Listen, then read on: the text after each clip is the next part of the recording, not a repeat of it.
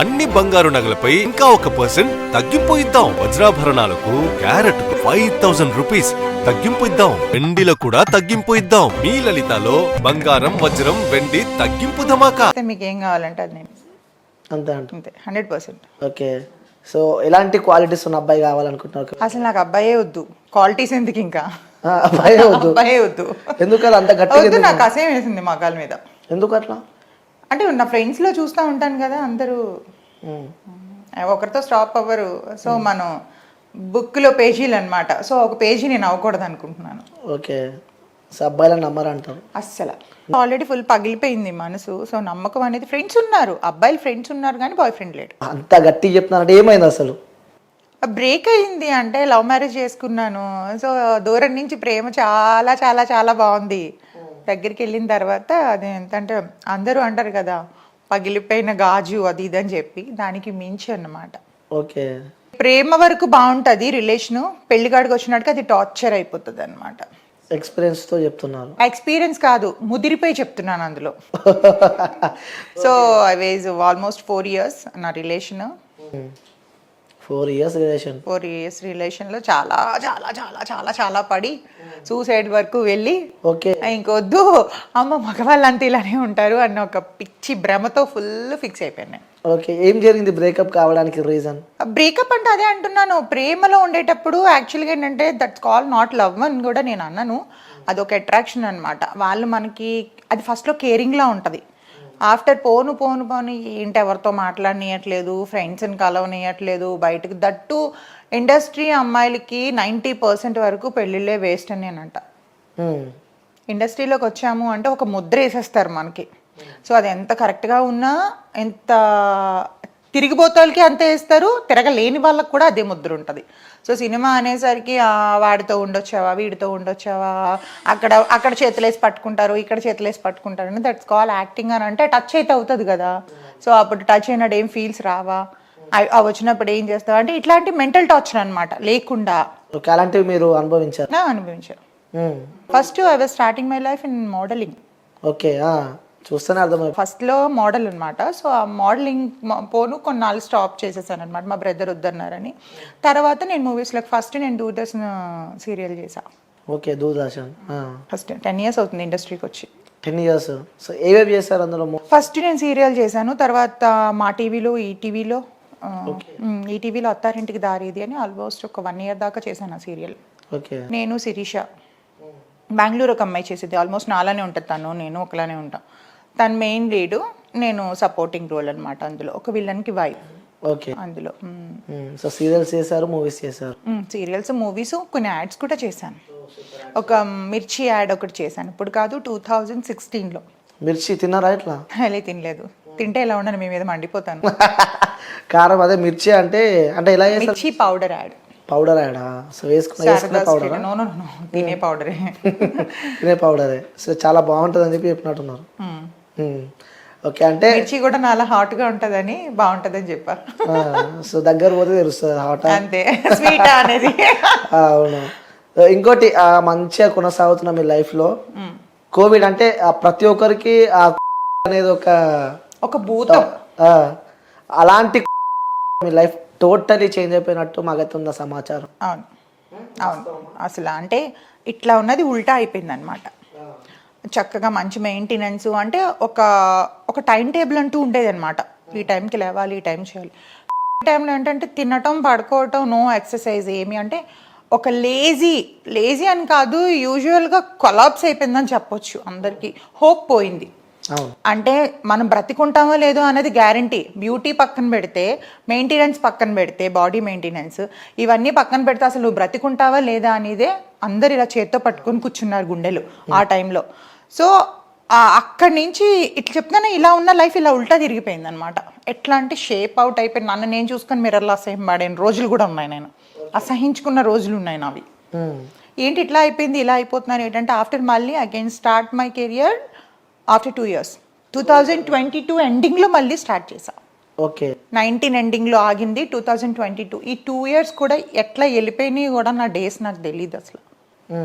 So తర్వాత ఎలా startup చేశారు మళ్ళీ? మళ్ళీ అగైన్ కాంటాక్ట్స్ అన్నీ పోయినాయి అండి. కాంటాక్ట్స్ అన్నీ పోయినాయి. ఈవెన్ షేప్ అవుట్ అయిపోయాం. అంటే ఫ్రెండ్ రోల్ ఇచ్చిన కాడి నుంచి మదర్ రోల్కి వెళ్ళిపోయానంత స్టేజ్కి వెళ్ళిపోయాను. ఓకే, హెవీ వెయిట్ మెయింటెనెన్స్ పోయింది. సో వర్కౌట్ అప్పుడు మనకి ఇండస్ట్రీలో ఏంటంటే మన పెట్టుబడి మన బ్యూటీనే. అవును.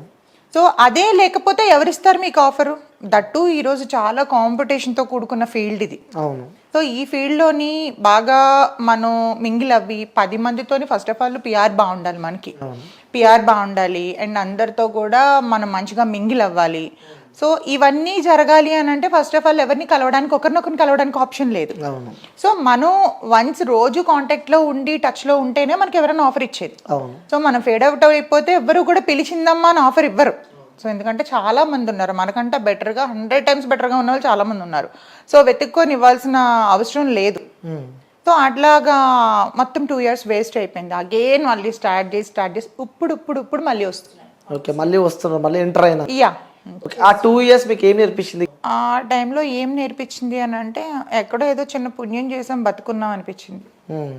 మనకంటే ముందు చూస్తున్న వాళ్ళు అసలు ఎట్లా ఆకులు ఎలా రాలిపోయినాయి అలా పోయారు ఒక్కొక్కరు. సో వాళ్ళతో పోల్చుకుంటే దేవుడు ఇంకా ఏదో పని ఉంది మనకి భూమి మీద అందుకే ఉంచాడు అనుకున్నాను. అదొక్కటి చాలు అనుకున్నాను నేను. ఓకే, సో ఇంకోటి అడుగుతున్నా, మీ ఆ బ్యూటీ వెనకాల సీక్రెట్ ఏంటి?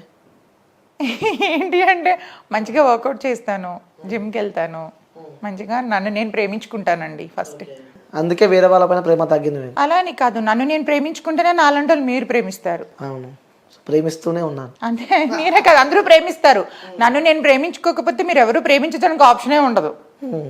అంతేనా కదా? సో ఇక్కడ ప్రాపర్ ఎక్కడ? విశాఖపట్నం. వైజాగ్. Beautiful city. అంత వైజాగ్ అమ్మాయిలు అందరూ ఇంతేనా? అయ్యో, అంటే మీకు ఎంతమంది తగిలారో నాకు తెలియదు కదా. నార్మల్ అడుగుతున్నా. వైజాగ్ అమ్మాయిలు అందరూ అంటే మేము మాకు ప్రేమలు విలువలు అభిమానాలు చాలా ఎక్కువ.